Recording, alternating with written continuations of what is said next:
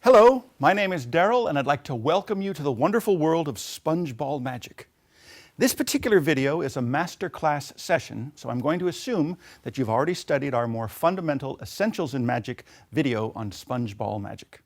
The purpose of this video is to take those of you who already have a basic knowledge of sponge ball magic and teach you more advanced effects, techniques, and subtleties.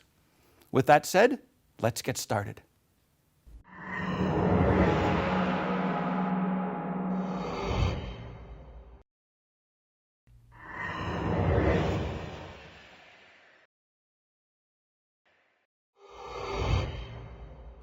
Here's a wonderful idea by Lawrence Steinhauer. It's called From a Bottle. Now this I found in a book called Damn Good Tricks, and it was his sponge ball routine where he produces the sponge balls from a bottle that washed up from the magic sea. It's a lovely idea. You start like this, say, oh, here's a bottle washed up from the magic sea. And inside, can't see it, but there we go. Great idea. You produce magic sponge balls, and these are actually hand-cut sponges, so they look like sea sponges from the magic sea. And all you do is you have a small bottle with a little cork. Now the cork is actually important. That's part of the misdirection. 3 balls in this case in your left coat pocket, the bottle in your right coat pocket, so you start clean. Both hands reach into the pockets at the same time. It's the same kind of misdirection that's used for the purse frame production. You bring out the bottle first, perhaps, and a fraction of a second later, the left hand comes out with the 3 balls hidden. Okay? So that's the timing. Oh, I found something very special. Boom. Your left hand, which has the balls concealed, pulls off the cork. So that helps conceal the palmed objects because you're holding the cork in the hand. You look inside the bottle, you can turn it upside down, shake it a few times. When you're ready for the production, you put it in your left fist like a ketchup bottle, and as you hit the bottom, you just open up your hand. And it gives the effect that you just knocked them through like this. Boop. And now you're ready to go with your favorite sponge ball routine.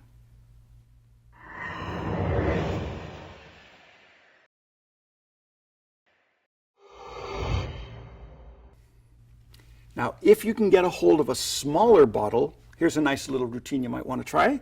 Get a small bottle with a cork on top. Get a purse frame. The purse frame goes in your right coat pocket. The corked bottle goes in your left coat pocket along with 2 or 3 sponge balls. Here's what you do. Your hands are empty. Both hands go in the pockets at the same time. You bring out the purse frame first, and then you secretly bring out the hand that's got the bottle concealed. Show the purse frame, open it up inside like this, and produce the bottle. And that's a pretty funny little thing. Under cover of the huge laugh that's almost guaranteed to generate, you casually put the purse frame away in your pocket as you show the bottle. All the attention is here. You steal out, of course, the sponge balls. Pull off the cork, look inside, you can't get it out, so you do this, and now you've got your production.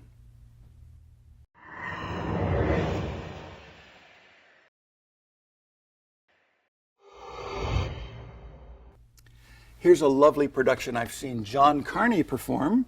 It's similar to the thing called pop. Well, I'll explain in just a minute. You say, I need something, you get to a spectator, may I borrow that? And you pull something off their coat, you snap, and there's the ball. Now, for those of you who remember pop, a production I explained previously, you would take a ball, you prepare by folding it in half again, and then holding it between your thumb and first finger. And with practice, it looks like there's nothing there, and boop, you produce the ball. That's a great production. The problem is it takes advanced preparation. This, you just have the ball either in your coat pocket or your pants pocket. When you're ready, you start to look for something. You just secretly steal out the ball, and you go to a spectator and say, oh, may I borrow that? And you point to them, their coat or their shoulder, and you secretly take the ball and you just crumple it into your hand, really small between your thumb and first and second finger. So it's there, but you just can't see it. So you crumple it up, you say, right there, and then you pretend to pluck something off their coat. You show your hand like this, they don't see anything, you snap, And there it is. Quick little production by John Carney.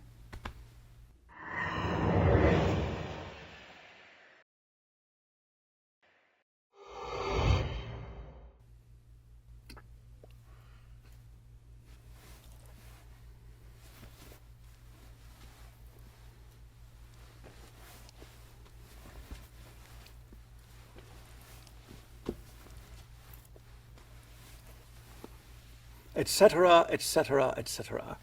Great idea. Balls from the mouth production. You need to prepare by having one ball secretly in your mouth. That's the preparation. Also, you can have a ball in each of your two hands. And here's the move. You produce one ball from your mouth. In the act of pretending to take that ball out of your mouth, you actually approach it with the hand that's got a ball concealed inside. This ball that's in your mouth goes back into your mouth, and you exchange it for this ball, which you show. Pretend to put it in your pocket, and then you bring this one out again. Okay? You do the same thing over and over again, or you can alternate hands. That actually looks better, I think, to alternate hands. So remember, this is the ball. In fact, to make it a little bit easier, let's try this. I'll use a different colored ball for the one that's in the mouth. That way you'll know when the switch is being done. So here's what you do. This is hidden in the mouth.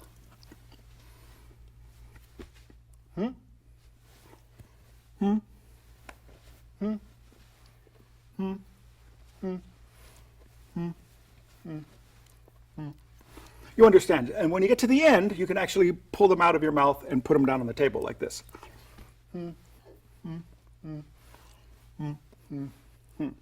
Okay, let me do it again now with the regular red ball so you can see exactly what the effect is supposed to be once again. So you start with this hidden.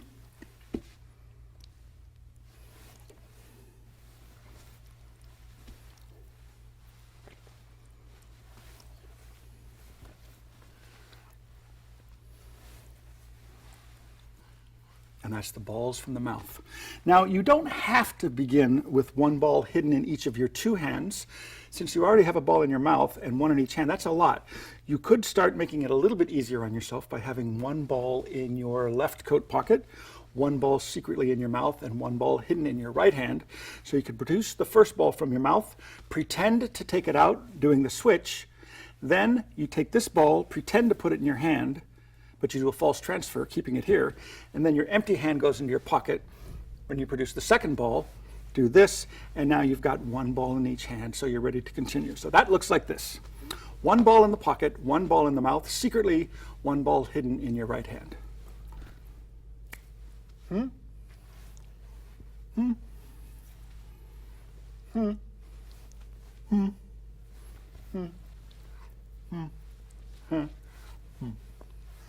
Etc., etc. Here's another thing. If you wanted to, you could start by not having a ball in your mouth, because that's a bit of a preparation.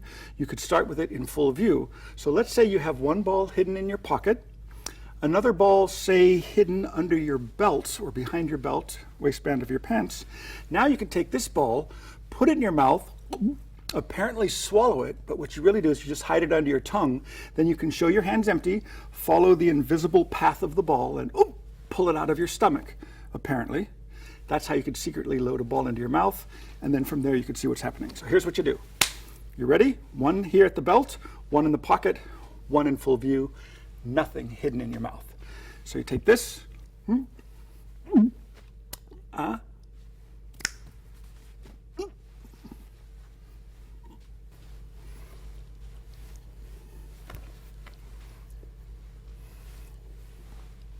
etc., etc. So you see you've got these bits and pieces that you could put together any way you want.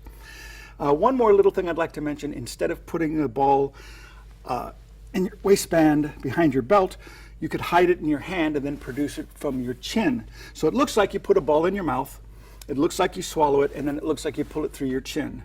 Then you pretend to put it in your other hand and you go on with your production. That looks like this, okay?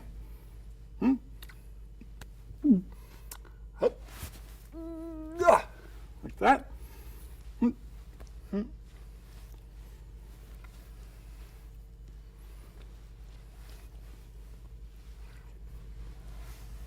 Etc., etc. What else can I tell you about this? One more little variation. There's so many ways to do this. This is a nice touch.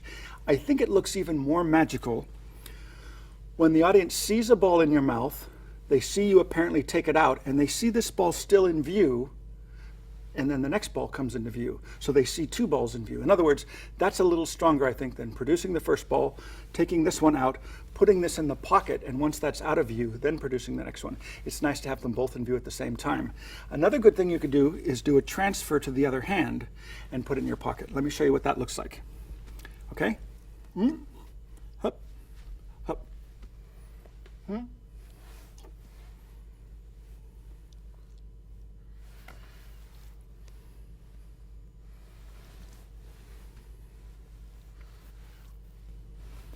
If you want to do the false transfers, you could do it this way.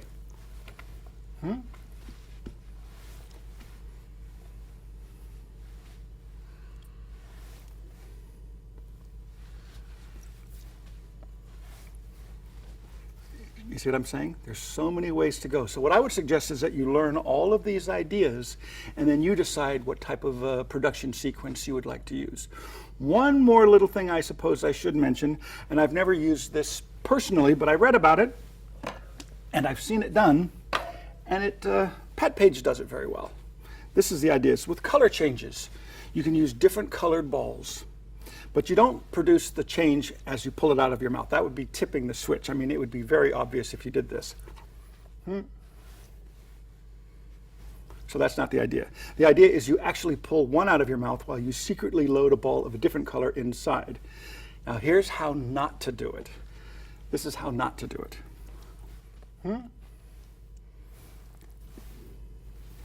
That doesn't look right. What you want to do is as you pull the one ball out, you shove the other one in its place like this. And it helps if you put your thumb underneath like you're going to shoot marbles. That's how I do it, like you're going to be shooting marbles.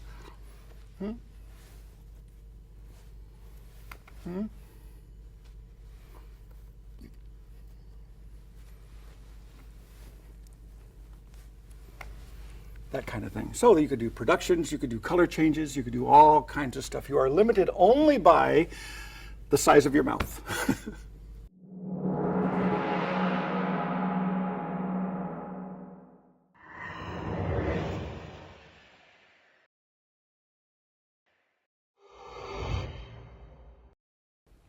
Here's Slidini's method. Very simple, very clean, very direct.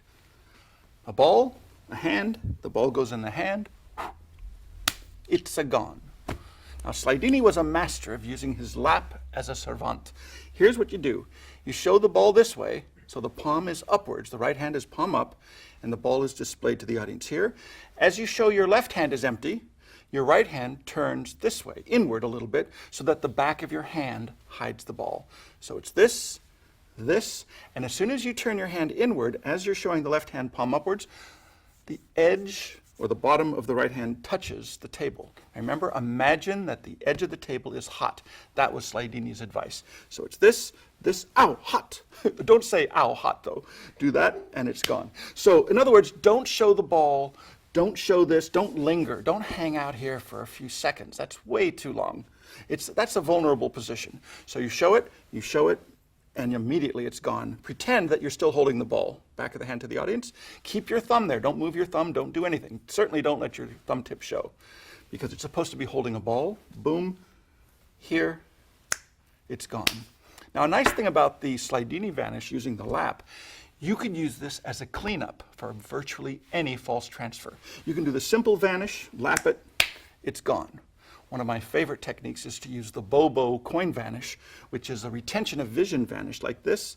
They see it, and they see it's gone. Now, one thing about using the lap, if you're sitting down, it's very easy to retrieve. Anytime you want, you just reach into your lap under cover of misdirection, you can retrieve it and then reproduce it. So that is the Slidini technique.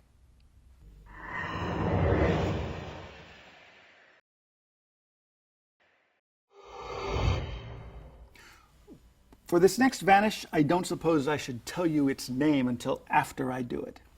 It looks like this, an empty hand, a little fist, the ball goes in, I blow, and it disappears. That's it. This is called the direct roll vanish, because all you do is you directly roll the ball into your lap. It works with any color. I happen to have a yellow one, works just as well with that. In fact, it might be a little easier to see.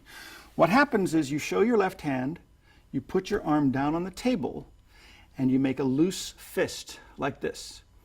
What you're going to do is place the ball on top of the fist like this with your other hand, and you're going to allow the ball to roll right down your hand, right into your lap. So without the hand there, it looks just like this. Now here's a little tip. Don't have your hand perfectly perpendicular to the table, because then the ball might just go straight down. It might not roll back. It helps if you tilt your hand a little bit like this and drop it here. That will help it roll right into your lap. So you show your left hand, you make the loose fist, you put it here, you drop this into the top of the fist, it rolls right into your lap, you come up, and you show that it's vanished completely. Now if you have two balls of two different colors, you could very easily do a color change. Different ways to do that is to start with one ball hidden in your right hand, your left hand is empty, you hold this ball that's visible to the audience with the same hand that has the ball that's concealed. Your left hand makes the fist just like before. So basically you're just doing the roll down vanish, so it's gone, and then you bring the hands together, you blow, and apparently the yellow ball changes into blue. That is the direct roll vanish.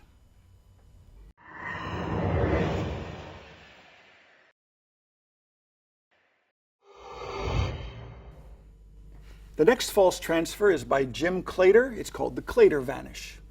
Very simple. It's from his book, Watch Closely. It looks a little something like this. You place the ball in the hand, and it's gone.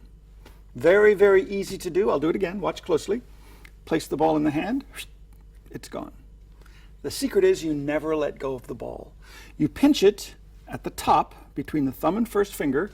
The other fingers are open wide so they can see a good view of the ball. Place it into your palm up left hand.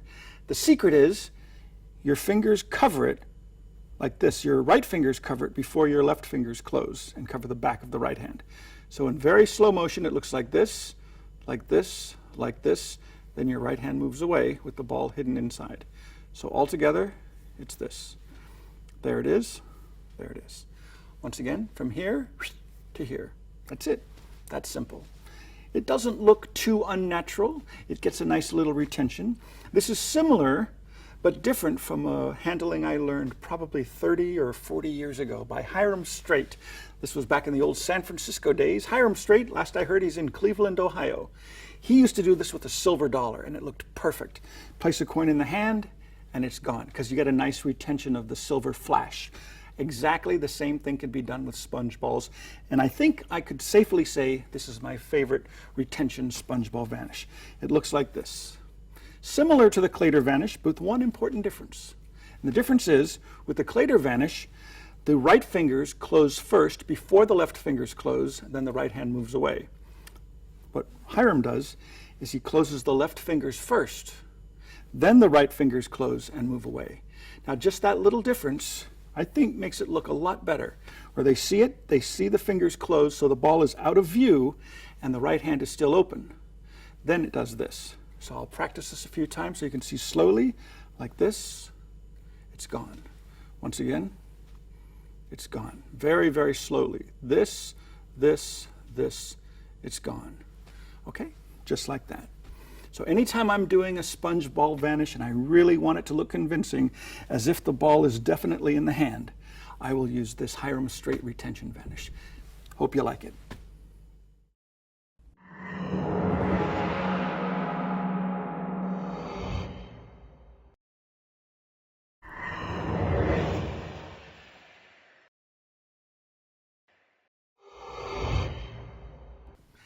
This is the growing ball effect. There are many ways to do this. Let me show you some of the better methods. Start clean, 2 empty hands. It's a very interesting mystery with a little rubber ball like this. Put it in the hand, and if I get some magic growing dust, sprinkle it on top like this, and with a little bit of magic, that ball will grow and grow and grow until it becomes a full-sized ball like that. Lovely little trick. This is not an ordinary ball, I'm sorry to say. This one, however, is. This is the ball you start with. This is the ball you finish with. This is difficult to make yourself, so I would highly recommend you go to the magic shop, buy one that's been professionally machine precision cut and dyed. What you do is you do this. It's hollow, and you turn it inside out. So because it's a hollow jumbo ball, very, very carefully turn it inside out. Be gentle, particularly on the edges. So when you turn it inside out, a lot of magicians, when they do this, they just stop there and they say, oh no, that's good enough. I don't think that's good enough. If you hold it like this, maybe, but that's pretty awkward. So I would spend an extra moment or two, tuck those edges in as best you can. That looks, and now you can hold it like this. Now that looks considerably better, okay? So you start with this jumbo ball turned inside out, edges pushed inwards as best you can. Put that in your left coat pocket. A matching 2-inch ball, so it looks the same as this, in your right coat pocket. Both hands are empty, as always. Both hands go in the pockets. You bring this one out first, and then while you're showing this one, casually bring this one out.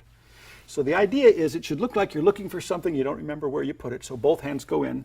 You find what you're looking for, and that's how you get this one out as well. Now, after you show this ball, pretend to put it in the other hand, but you switch it for this one. Any kind of a shuttle pass will work. If you have this prepared well, you can show it all around. Don't make a big thing out of it. Just pull it out like this. I usually just transfer it over to there. And then I say magic dust, and I get rid of the ball as I pull out invisible dust. All you have to do now is turn this inside out again, which puts it right side out or right side in. Anyway, you sprinkle, and with both hands, or with one hand if you're really good at it, you can turn it like that and watch the ball grow and grow. And then you just cover up the hole with your fingertips like this, and it looks like you're showing it all around. And that is the growing ball. Method number 1. Now here's a little variation on this, and I think I learned this from Dwayne Laughlin. He has a video, and this had a good idea. Well, first let me show you one more idea. If you want to finish clean, but you don't like the idea of reaching in for invisible dust, here's a simple enough thing to do. Prepare it in exactly the same way. This one's turned inside out. It's in your left coat pocket. In the right coat pocket, you've got this. It's the same as before. The difference is apparently you make 2 balls change into the jumbo ball. So both hands go in the pockets like this. You do this. You transfer the first one across like that. Now you reach into your pocket apparently to pull out a second ball and add that to the first ball. Turn them both inside out. What that does is it produces the jumbo ball, and at the same time it takes that second 2-inch ball and it puts it inside of the hollow ball. So that's just a nice reason to reach in for a second ball, add the second ball to the first ball, apparently blending 2 separate 2-inch balls together into one jumbo ball. So that's another idea. Here's another idea. You can have 2 jumbo balls like this. This is what I learned from the Dwayne Laughlin DVD. He said to do it with 2 hollow balls, but you could just as easily get a regular ball and 1 hollow ball and very carefully turn them both inside out together like this. So right now, this, what looks like a 2-inch ball, is actually 2 jumbo balls. It's 1 hollow jumbo ball turned inside out with a second jumbo ball along with it. So that goes in the left pocket, just like before. You can either have 1 ball change into 2, or in this case, it makes more sense to have 2 smaller balls change into 2 jumbo balls. Both hands are empty. Both hands go in. Bring this out first. Show this. Transfer to there. That's number 1. Reach into your pocket. Take out ball number 2. So now I have 2 2-inch balls, which you blend together into 2 jumbo balls. All right? Now, so far, all of these versions have used a tricky, fake, hollow ball that's turned inside out secretly. There are other versions where you don't need this tricky ball. You could just use a regular jumbo ball and a regular 2-inch ball. This first method is by Carol Fox. Carol Fox was great. He had some wonderful ideas, and they were always very, very simple. You take a regular jumbo ball, fold it in half again. So you have about a triangle, and then you kind of fold the edges in a little bit like that at the corners. So basically you're getting a small ball, as small as you can get, like that. You have to squeeze tightly to keep it together, but that's okay, not for long. You put it in the middle of a big silk handkerchief. Keep it squeezed as tightly as you can get it so it looks like a small ball, and now twist the scarf like this. That will retain its shape. So right now, I mean really that looks like a 1-inch or 1.5-inch ball, but it's actually the jumbo ball folded. You want to keep this closed so you can either use the top of your pocket or the top of your pocket here just to keep it closed, or if you're working behind a table, you can have it in some kind of a clip or a clothespin or something. The point is you want to be able to reach in there, grab it like this, and have this concealed.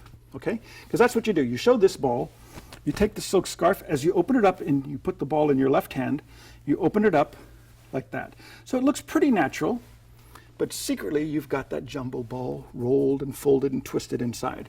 Now you show this ball, you pinch it through the material like this, and you're going to turn the whole thing over. What happens is you grab the regular 2-inch ball, you turn everything over, you pinch it, and you show this one. So it should look like that's the same 2-inch ball you just grabbed from the other side. So there's this. Pinch it with your left fingers, your right fingers come out secretly with the regular ball hidden, and now you pinch it through this material. And now you shake it a few times. The ball is starting to expand. You shake it a few more times. It's expanding a little bit more. You keep shaking it until eventually the ball is fully expanded, and then you slowly reveal it, and that's the growing ball by Carol Fox. Let me show you another version that uses a very interesting application of the now classic pop-up move. I must admit I do not recall where I learned this, but it's a very good idea. The pop-up move is the move where you put a ball on top, you pretend to put it all the way into the fist, but actually you just poke it underneath your thumb. So when you move your thumb out of the way, the ball pops back up to the top of the fist. That's the basic idea. But the secret in this version is you take a jumbo ball and you hide most of it inside of your fist. You have a little bit popped off the top, so it looks something like a regular 2-inch ball. That's the part that you poke in and hide with your thumb. So it would look like this. It looks like you're putting the ball on top of your fist, and in theory it looks like that's the 2-inch ball you just put on top, okay? The problem with this, the idea is you start like this secretly. Nobody knows about your preparation. You show this ball, you put it here. Apparently that's the 2-inch ball you just put on top. You poke it inside, you do your magic, and apparently the ball grows into a jumbo ball. Interesting idea, but the problem, of course, is how do you prepare this in advance, and how do you do this secretly? Well, I didn't have an answer for that, but I did have an answer for this. I decided to use it as my first trick. So here's something I came up with years ago for the Magic Castle. In fact, I used to work just the close-up room. The first time I worked in the parlor, it was more of a stand-up stage kind of room. So I thought this would make an interesting opening. And here's what I did. I started with a pump. The pump goes inside of your doctor's bag or your prop case. You have the jumbo ball with a little bit poking from the top like this. So it looks like a 2-inch ball. Then you poke that inside, and that gives you a pretty awful looking fist, but that's okay because it's your opening trick, and you use this fist to hold on to the bag. So that's not so bad. Then I would come out, actually I'd have this regular 2-inch ball inside the bag as well. So this is the opening. You walk out, you're like this, that doesn't look so bad now. You have a reason for having your hand in a fist, it's holding the bag. Hello everybody, hello, welcome to the Magic Castle, it's a pleasure to be here. You bring this out, you open it up, you say, now normally I do close-up magic where I would do things with balls about this size. Boop. You do this move so it looks like you put it there. You get rid of this as you reach into the bag for the pump. You say, but this is a stage room, much bigger, much larger audience, so I'm going to have to make things a little bit bigger. You pump this up, it turns into a jumbo ball, and you are clean. So now you get rid of this, and I get somebody from the audience and make the ball vanish, probably just the paper balls over the head kind of thing. This is an interesting thing. It's nice because it's routined, so you finish clean. Like I said before, you start with this here. This is like this. This extra ball is inside. The pump is inside. Your hand is holding this. So it all makes sense. You open this up. You pull out the ball. As you pretend to put the ball on top, you do the pop-up move like that. You get rid of this as you reach for this. As you pump this up, you show this has grown, and that's the effect. Now, I thought this was pretty good. But here's an interesting story. It never, ever got the effect I thought it should get. And I had no idea why, until somebody told me. I asked a magician, I said, how come that never gets anything? And he said, well, the audience thinks that you're really inflating a ball. And there's no effect in that. And I said, that's right. So there's a lesson here. I'm not exactly sure what it is, but maybe some of your tricks, make sure that there's an effect first. If it's too believable, then there's no effect. Okay? I think if you're going to do one version of the growing ball trick, probably the best idea is this. Really simple, really direct, very clean. You just start with this ball hidden. That's all you do. Show this ball, bring it up to your mouth like this, and say, there we go. You're done. Okay? Simple enough. Just hide this in your hand, show this ball, bring the hands together, put this ball behind this ball, blow it, show that, and then hide this in your hand. So that's probably the quickest and the easiest, and in some ways, maybe even the best version of the growing ball. Hope you like it.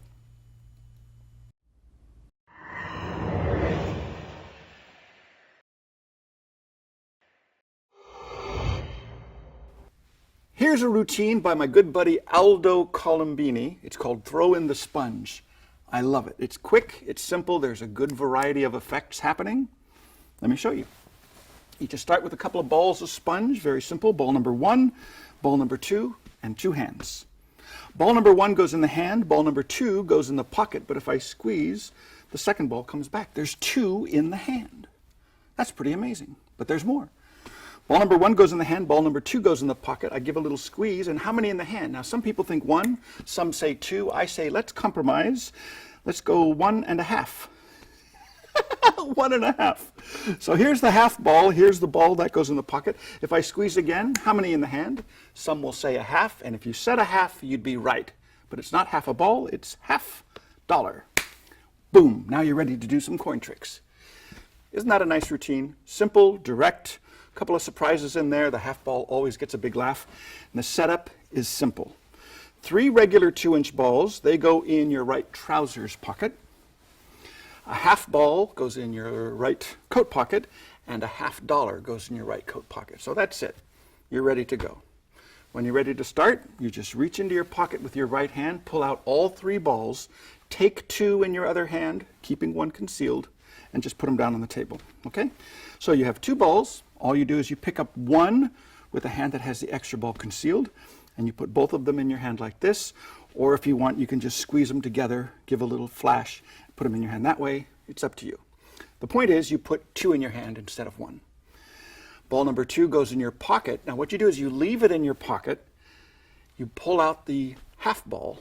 So you leave the full ball, you pull out the half ball, and the misdirection is how many in the hand? Some say 1. Actually, there's 2. That's the first effect. It jumps from the pocket to the hand. But now because you have the half ball, you're ready for a surprise. You say, I'll do it again. Ball number 1 in the hand. Once again, you put in 2 balls or 1.5 balls. Ball number 2 goes in the pocket. You leave that in the pocket and you palm out the 50-cent piece. So you've got this for your big finish. You say, how many in the hand? Some say 1, some people say 2. I say, let's compromise. Let's go 1.5. So you show the half ball, and that's a wonderful surprise. And now you're ready for the big finish, which is the coin. You say, let me do it one last time. I'll put the half here. Now what that is that's the Bobo switch. You have the $50 finger palmed in your right hand. You pick up the half ball, and all you do is you pretend to put the half ball into your left hand, but you pinch the half ball in your right hand, and you let the coin go instead. It's just inertia. So be careful if you're wearing a ring. You don't want the coin to hit your ring. That's a hot tip. So now this hand has got this concealed. You pick up this ball, put it in the pocket, leave the other ball or the half ball behind as well. For your super socko finish, you say, what do I have? Some will say half. You're right, it is half, but it's not half a sponge ball. It's $50. Ha! And you walk away clean. Aldo Colombini's Throw in the Sponge.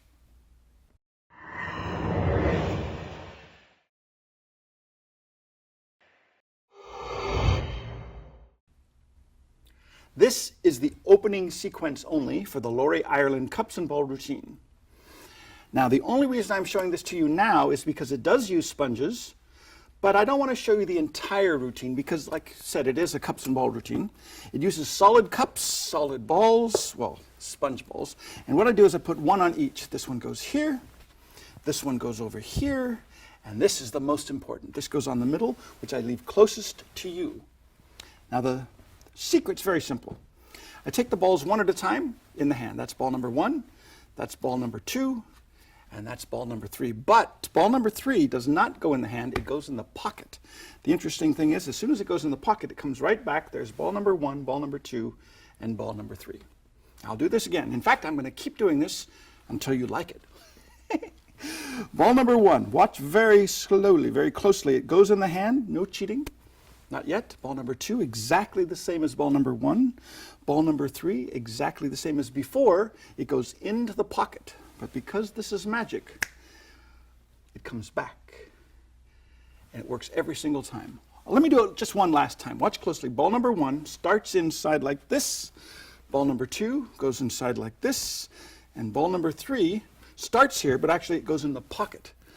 But because this is magic, they all come back. But not here. No, that's the beautiful part. They come back here. Number 1, number 2, and number 3. Voila. And then the routine goes on from there. But I do want you to see this particular phase of the routine because it uses a couple of very important things with sponge balls. It's basically the shell game, the old shell and the pea, except it's done with sponge balls and cups from a cups and balls set. First thing you need to learn is this. Put a ball, 2-inch ball, solid ball, under the cup, and just by pushing it forward, that's all you have to do. Push it forward, and you can steal the ball right out. That's it. Not difficult to do. You just push it forward, but you lift up the back end a little bit, just enough to put in your finger, perhaps. And what that does is it allows the ball to come right out. That's really all there is to it. If you don't lift up the inner end, it won't really come out. So you have to lift it up but don't get in the habit of doing it too much. Just a little bit, about that much, and it'll come right out, okay? And in the same way, you can have an empty cup with a ball hidden in your hand.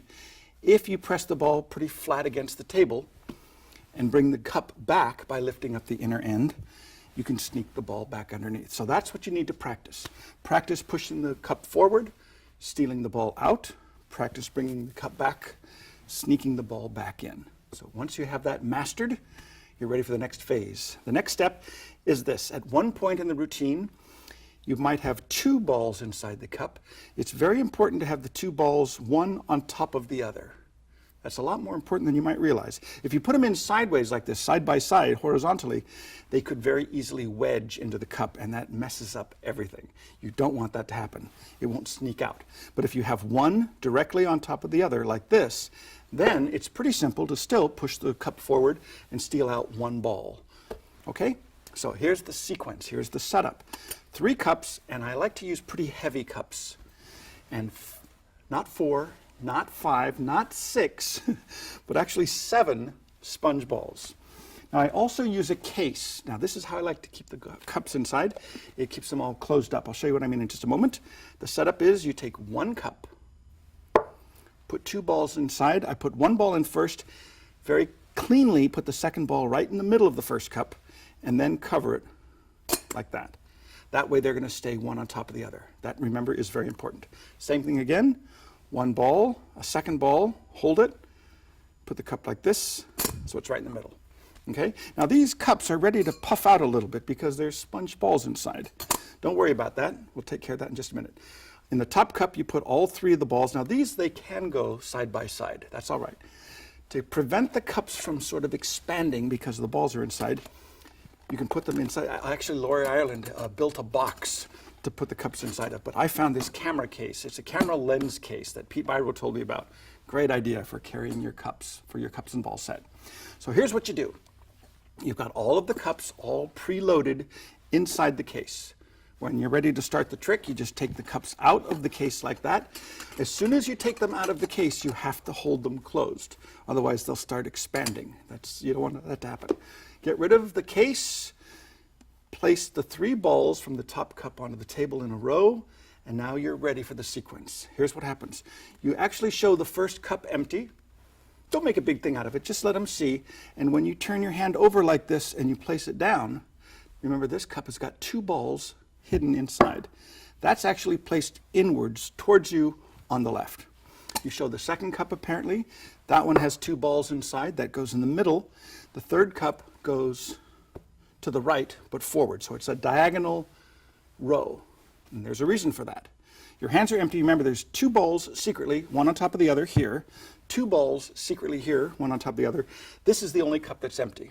Okay? Here's the sequence. As you push this cup forward to place the first ball on top, that's when you steal out one of the balls. So I just stole out one. So now there's 1 ball underneath, 1 ball on top. In the same way, you take another ball, place it on top of this cup, but you pull it backwards. As you pull it backwards, you load the ball underneath. So now there's secretly 1 ball underneath the 2 end cups, 1 ball on top, the audience can see. The middle cup still has 2 balls inside, and that's how you get 1 step ahead. As you push that forward, you steal out that ball. So it looks like there's one ball on top of each cup. The audience believes the cups are empty. Not only do you have one ball secretly underneath each cup, but you've also got your fourth ball hidden in your hand. So now that you've got the extra ball secretly hidden in your right hand, you're in perfect position to perform the old 2 in the hand, 1 in the pocket sequence, like this. I want all 3 of these to look exactly the same. So here's what happens. The right hand picks up the first ball like this. You place it on top of the fist like that, and as you do that, you secretly transfer this hidden ball into the same hand as well. So it looks like this. Ball number 1, like that. So now it's gone from here, it's inside of the fist, and this is placed on top of the fist. Okay? I want to put each ball on top of the fist, show it before pushing it in, because we're going to do a little something called the pop-up move. So here's how we do it. You say ball number 1 goes here, and you poke it inside. Ball number 2 goes here, you poke it inside. Ball number 3 goes here, but you don't poke it inside because ball number 3 goes to the pocket. As soon as you put it in the pocket, you immediately show ball number 1, ball number 2, and ball number 3 are back in the hand. That's the misdirection you need to bring this hand out of the pocket with the other ball concealed. Now you're ready to do it again. Now the second sequence, I like to do this. I like to show the first ball, pretend to pick it up, and display it very cleanly. That's that changeover move, that shuttle pass kind of thing. So you show ball number 1, you say, look, very slowly this time, watch closely. Very cleanly that goes on top because you're already 1 step ahead. You've got the extra ball already there. So you say ball number 1, that goes inside. Ball number 2, just as cleanly, that goes inside. Ball number 3, put it here and then take it away. That's important. As you put it in your pocket, you leave it in the pocket and you show 3 balls back in the hand. Now remember, you leave it in the pocket, so this hand is empty. But don't make a big thing out of it because apparently you've left it in the pocket every time. Now you're ready for the vanish. The vanish should look the same as the first 2 sequences. Ball number 1, actually I try to start with the opposite side just because it covers the angles a little better. So I put ball number 1 on top of the fist. Now here's where you do the secret move. You pinch it like this, you make a fist. The index finger pokes it into the fist, but it doesn't really go into the fist. You're really holding it just with the index finger, and your thumb covers it. This is the pop-up move. What's going to happen is you're going to move your thumb out of the way and the ball is going to pop back up to the top of the fist. Hence the name, the pop-up move. So ball number 1 goes into the fist, and apparently it's inside the fist, but remember, the hand is empty. It's just way at the very top.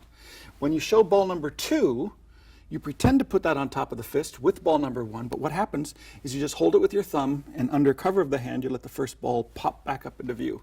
So it should look like ball number 1 goes in the fist, ball number 2 goes on top of the fist, and then you poke that inside, and the same as before, you do the pop-up move for ball number 3. So when you pick up ball number 3, you hide both of the balls in the same hand. You apparently put ball number 3 on top, you do the pop-up move again. So the audience has no idea, but the other 2 balls are actually in the other hand. That apparently is ball number 3, but it's ball number 1 that's been popped up a couple of times. Now you say ball number 3 goes into the pocket. That's how you get rid of all the balls at the same time. Then you show that they reappear, but not in the hands. No, this time they reappear under the cups. Ball number 1, ball number 2, and ball number 3. And that, remember, is just the opening sequence of the Ireland Cups and Ball routine.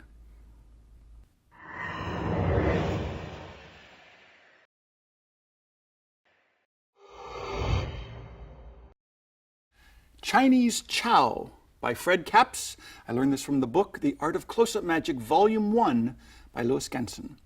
It's a mystery with a bowl, 2 empty hands, and a chopstick. The idea is quite simple. The bowl goes here. There's nothing up the sleeves. That's important. And all I have to do is tap the bowl with a stick, and as if by magic, a ball appears. So that's ball number 1. I'll repeat the illusion. All I have to do is tap like this, and there's ball number 2. So that's 2 balls. One last time. This time I won't even tap the bowl. I'll just pass it mysteriously like this, and voila, ball number 3. So that's what you need to perform the classic Benson bowl routine. This is a lovely sequence for producing the balls. Now, for those of you who may not know the classic Benson bowl routine, allow me to demonstrate. It uses a chopstick, a bowl, and 3 balls. That's it. The idea is you take a ball, place it in the hand, tap the hand tap the bowl, what happens is the ball appears. Oh, it hasn't left yet. Sorry, I'll try that again. Place the ball in the hand, tap the bowl. It vanishes from the hand. It flies through the air invisibly, and it lands. I'm up to my neck in sponges. Sometimes that happens. But let me show you. This is what it's supposed to look like when it's done properly. The ball will be in the bowl. That's the idea. I'll try it with number 2. Place it like this, tap the hand, tap the bowl. This time I felt it go. It vanished, flew through the air invisibly, and it landed underneath the bowl. That's ball number 2. 2 down, 1 to go. The last one's my personal favorite. It goes from here, tap there, it vanishes. Once again, through the air invisibly, underneath the bowl, and that's ball number 3. So that's 3 balls, 2 hands, a chopstick, and a bowl. Many variations on this. Here's a nice thing. You can put 1 ball in the hand, ball number 2 in the hand, ball number 3 goes in the pocket. But just by tapping the pocket and then tapping the hand, the ball returns. There's number 1, there's number 2, and there's number 3. Voila. Another thing you could do is you could use the bowl to cover up 2 of the balls, like this and like this. Ball number 3, that's the special ball. That goes in the pocket. The idea is to get the ball from the pocket to the bowl like this, and there is 1, 2, 3. Now here's a fun thing you can do. Make a fist with your left hand. Ball number 1 goes on top and inside. Ball number 2 goes on top and inside. And ball number 3 goes on top and inside. But if I pass the stick over like this, they all blend together into 1 ball. Now the last ball is the most amazing of all. If I place it into my pocket, once again, from the pocket to the bowl, and there it is, and on its way, it changed into a lemon. Now that's a pretty weird thing. Why a lemon? This is the Chinese chow trick. I would have thought it would have been a mandarin, like that. Ladies and gentlemen, Chinese chow by Fred Capps.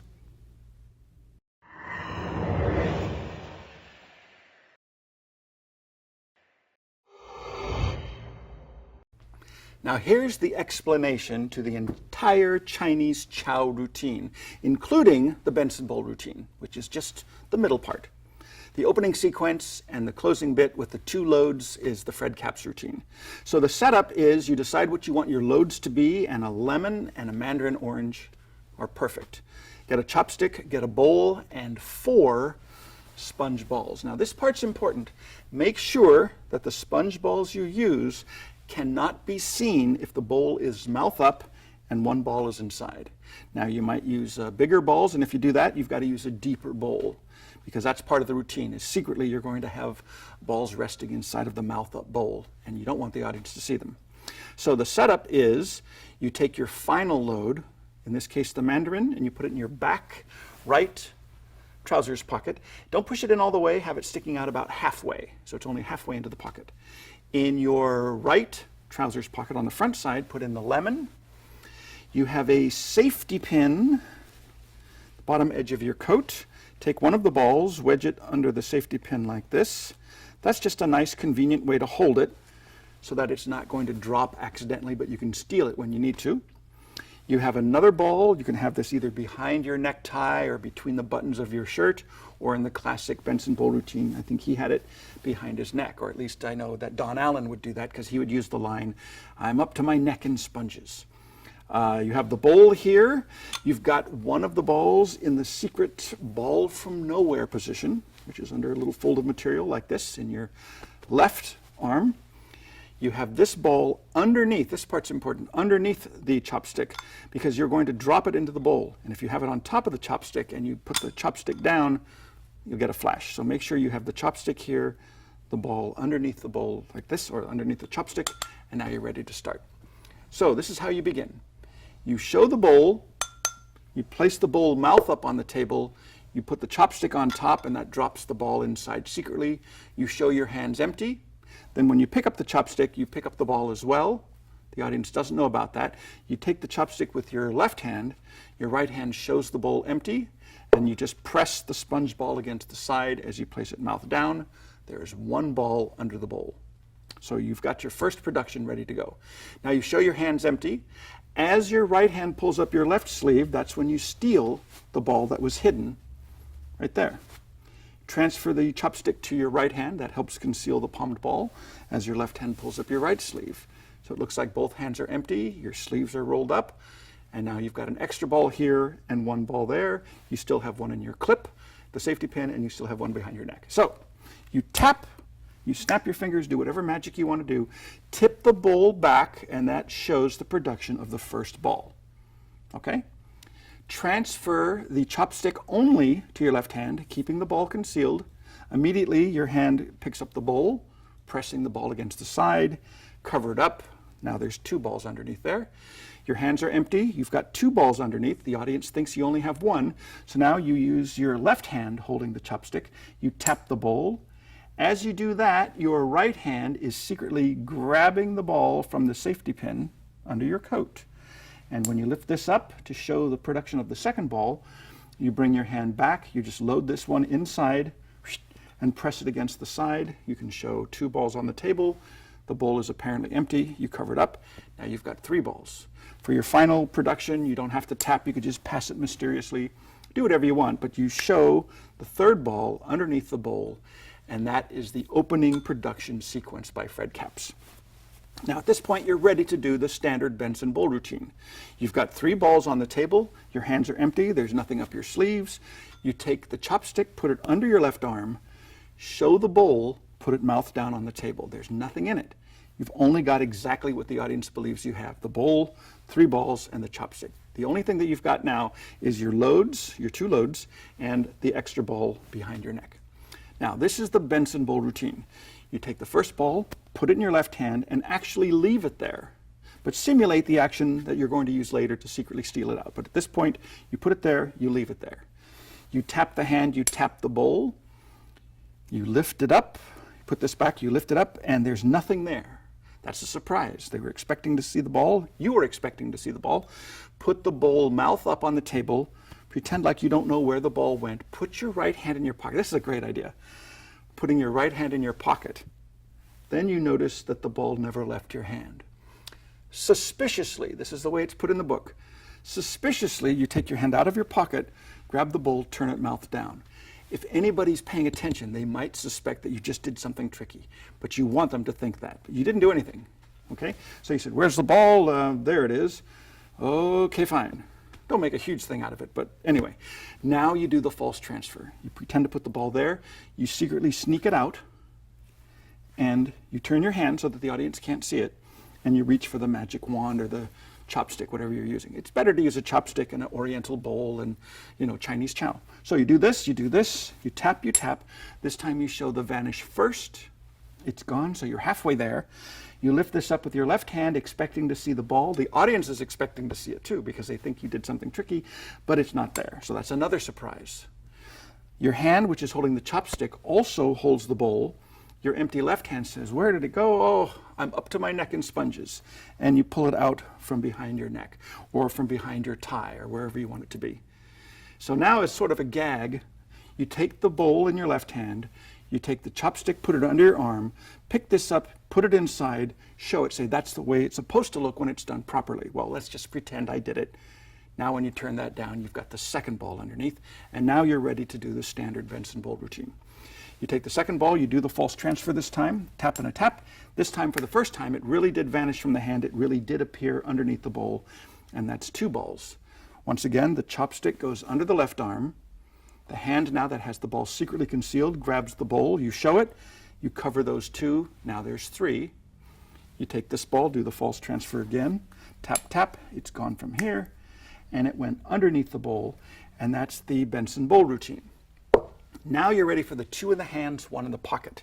Now this is a lovely thing. You put the chopstick down on top of the bowl, but you do not drop the ball in as well. You just put the chopstick down, you pick up ball number one, put it in your hand, adding the second ball to it. If you want to, you could pull them together and squeeze them and put them in, whatever way you want to do it. The second ball goes inside. The third ball apparently goes in your pocket, but you bring it right out again. So it's acting. You say the third ball goes into the pocket, bring it out. Now you pick up the chopstick, and in picking up the chopstick, you secretly drop the ball into the bowl.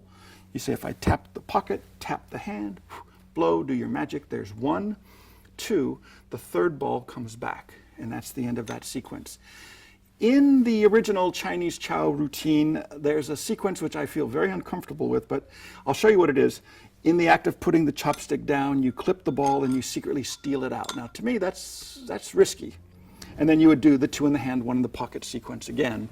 And eventually, you would do this next phase. So I cut out that one little middle piece.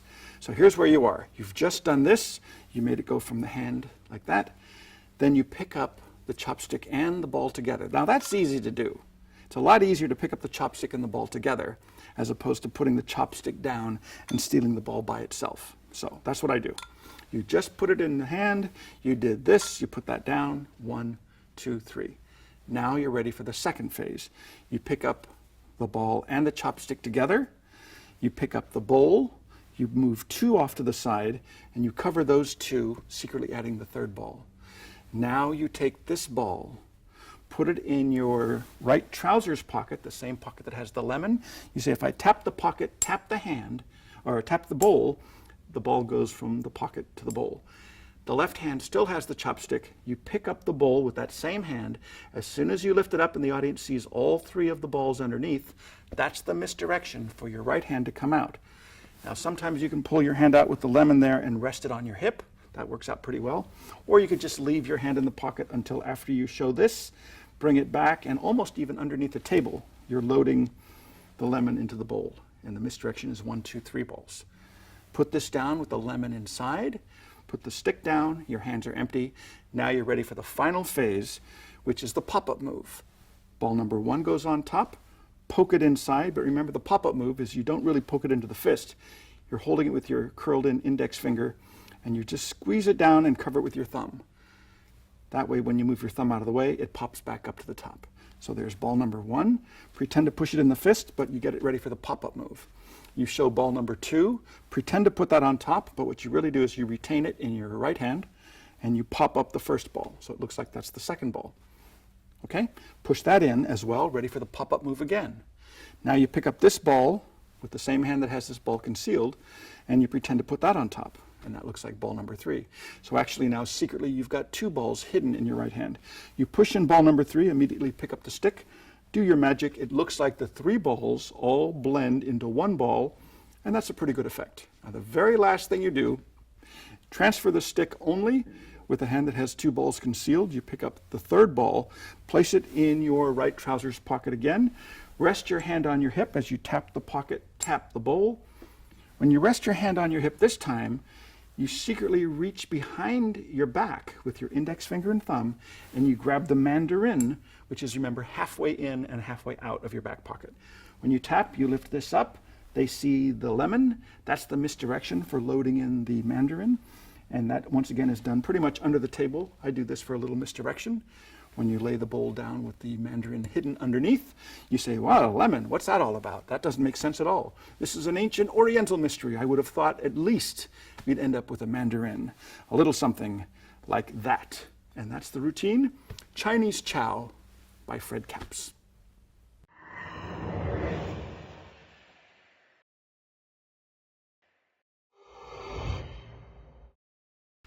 Well, there you have it. Assuming that you've studied our Essentials video on sponge ball magic, as well as the Masterclass volumes, you now have more than enough great sponge ball information than you could possibly need.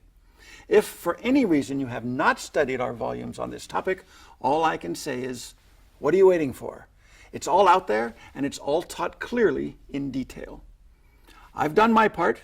The rest is up to you. Take the time and make the effort to practice the techniques you decide to use until you can perform them flawlessly and without having to think about what you're doing. Remember, with a thorough understanding of the principles involved and with proper practice, your performances will look like real magic.